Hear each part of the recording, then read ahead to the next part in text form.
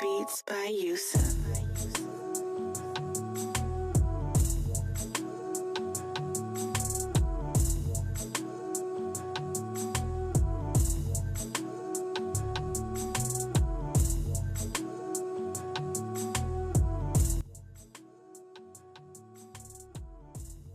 Phase two. And some things we've recognized were one, we didn't have community, we didn't have an investment in our community.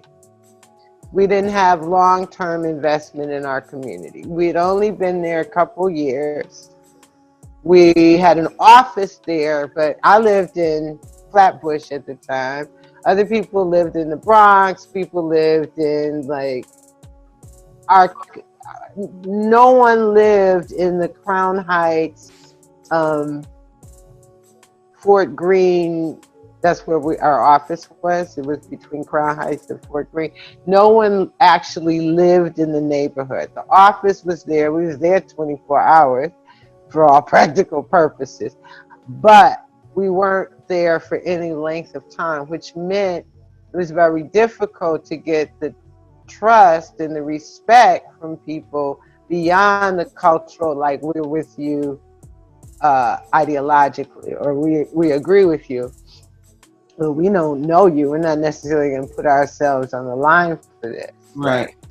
So that was one problem, is like our relationship in that neighborhood. Geography made a big difference in a place like New York, which is very neighborhood specific. The other problem was gentrification. So as just like we were new in the neighborhood, so were a lot of folks, and the neighborhood was shifting, right? So what was at one time a Black and Puerto Rican community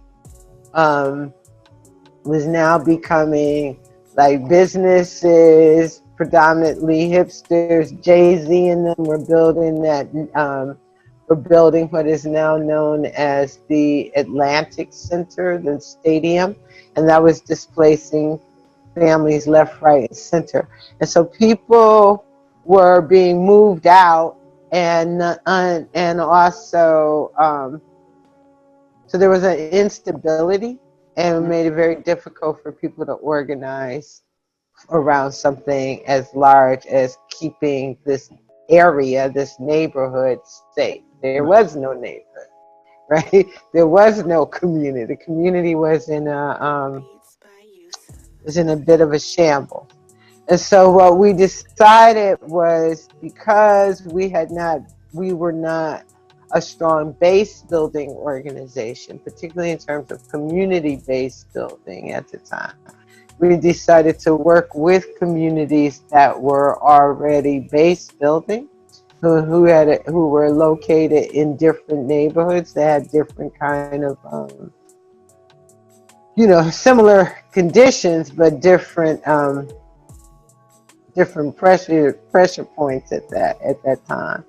And so we started broadening out the idea to other organizers, comrades around the city that we knew shared like these ideas and could maybe materialize them in their communities, right?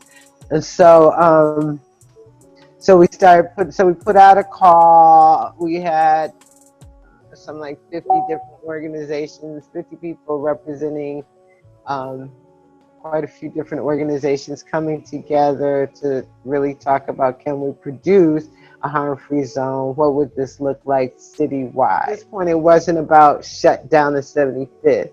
At this point, it was about construct harm-free zones overall in our communities, because our communities are having the same, whether it's 75th precinct or the 25th precinct, it's still the same issue. Right. It's involved. So we started really expanding out what we were thinking in relationship to harm-free, with the idea that it had to be abolitionist.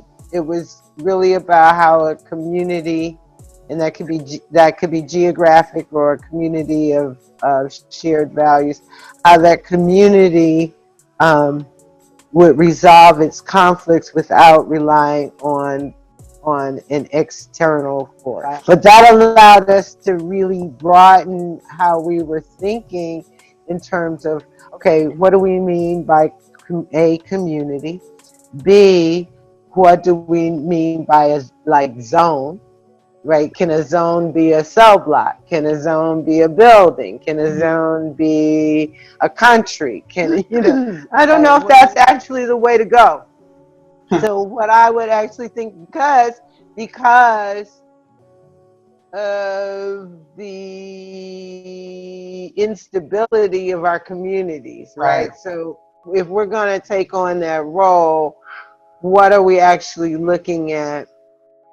What are the characteristics of that? Are we willing to stay in that neighborhood if it's geographic and defend that neighborhood? I think about the models like the Puerto Rican Cultural Center in Chicago, and after that center, after the community, don't ask me timeline, but the community had been moved, pretty much gentrified out of the neighborhood, and the Puerto Rican Cultural Center raised the money to move where the majority of the Puerto Rican community that they were serving moved, and then set up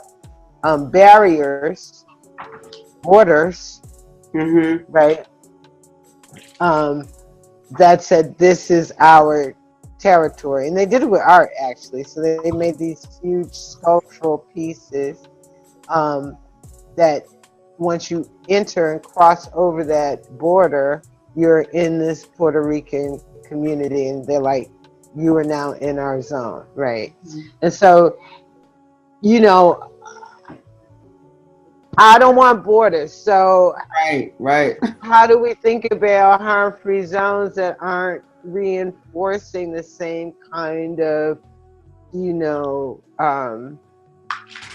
territorial divides that the state does, even if this is initially to protect us? Oh my God, my brain is going off like a firecracker. And honestly, like, I think about the language that all the systems that keep failing us or exploiting us keep using, right? So I think about, y'all are going to get me for this one, Mama Nia. I think about how they call the zone in my neighborhood, right?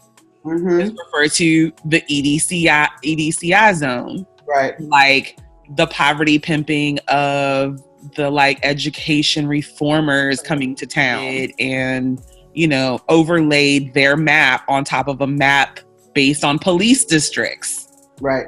So like I'm in District 1. So depending on who's talking to me, they're referring constantly to these geographic borders, NECD, EDCI, District 1, like depending on who you are, education, police, economics, economic and workforce development, like there's always somebody who's coming to divvy up a pie. Right. When we're thinking about these ideas of harm-free zones, what are we thinking about in terms of space, in terms of borders? What are we thinking about in terms of borders, particularly in terms of, what does that mean to us ideologically? What does that mean to us in terms of people coming in and out, in terms of safety? What does that mean to us in terms of trade and how we secure whatever it is we're producing from these borders? And then what does that mean to us in terms of scale?